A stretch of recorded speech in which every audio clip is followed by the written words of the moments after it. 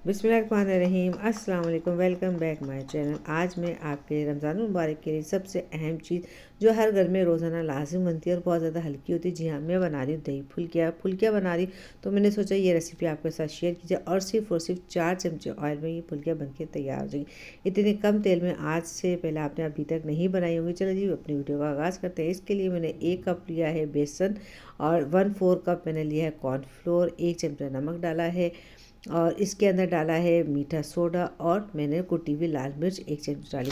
अच्छा जी, ये सब चीज़ें आप अपने हिसाब से आगे पीछे कर सकते हैं। फिर इन सब चीज़ों को, बेसन को और कॉर्नफ्लोर को पहले हम अच्छे तरीके से छान लेंगे और जो दूसरा हमने 2-3 चीज़ें रखी हैं, नमक, चिली फ्लेक्स और मीठा सोडा, वो भी इसके अंदर अच्छे तरीके से हम मिला लेंगे और थोड़ा थोड़ा सा पानी डाल के इसका एक बैटर बना लेंगे। यानी बहुत ज़्यादा पानी मत डालिएगा, थोड़ा थोड़ा सा डालिएगा। और 2 चुटकी के करीब सिर्फ हल्दी डाली है ताकि एक अच्छा सा प्यारा सा इसका कलर आ जाए, और हल्दी फ़ायदेमंद भी बहुत होती है।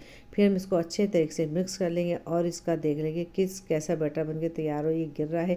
और अब हम इसका अगर चमचे को उलट कर देखेंगे तो चमचे के ऊपर एक जब लेयर सी आ जाती है तो इसका मतलब है हमारा मिक्सर अच्छे तरीके से बन के तैयार हो गया है। अब ये दही फुल्कियाँ बनाने के लिए आप कोशिश करें छोटा सा बर्तन लें, क्योंकि अगर बड़ा बर्तन लेंगे तो ज़्यादा तेल फैल जाएगा।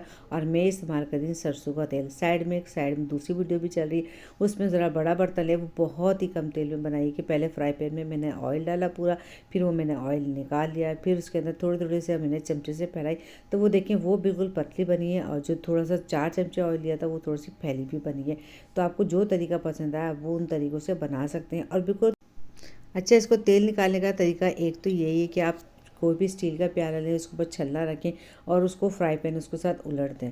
और दूसरा तरीका ये जो मैं आपको बता रही हूँ, फ्राई पैन लिया हमने, छल्ले के ऊपर लाया, आराम आराम से निकाल दें। इस तरीके से क्या होगा, जितना भी इजाफी तेल होगा वो सारा प्याले में निकल जाएगा।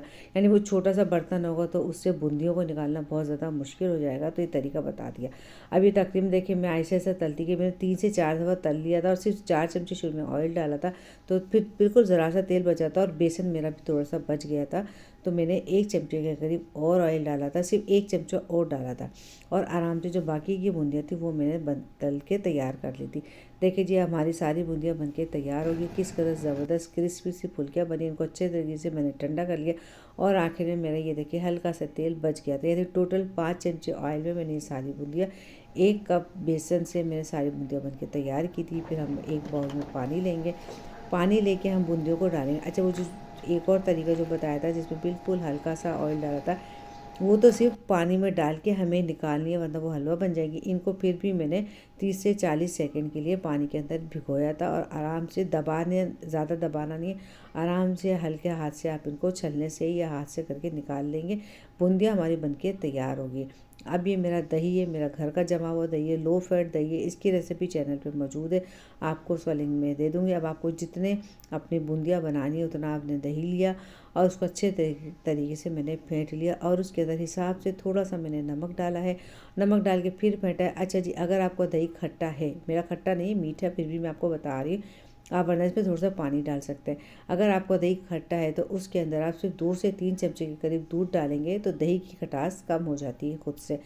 चलिए जी, अब मैं अपनी ये बूंदियाँ बनाना बताती हूँ। अब मैंने एक प्याले के अंदर थोड़ी सी बूंदियाँ डाल दी, जितनी आपको बूंदियाँ खानी है उस हिसाब से, या पूरी ट्रे भी बना सकते हैं। उसके अंदर हमने डाला ऊपर से दही, अच्छे तरीके से हमने दही डाल दिया। देखिए जी किस कदर ज़बरदस्त सा हमारा दही है। फिर उसके ऊपर ये मेरा चाट मसाला है।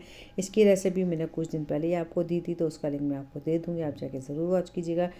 फिर हम अपने हिसाब से इसके ऊपर डाल देंगे चाट मसाला। और ये ग्रीन चटनी है, इसकी रेसिपी भी मेरे चैनल पे मौजूद है, मैं इसका लिंक दे दूँगी आपको।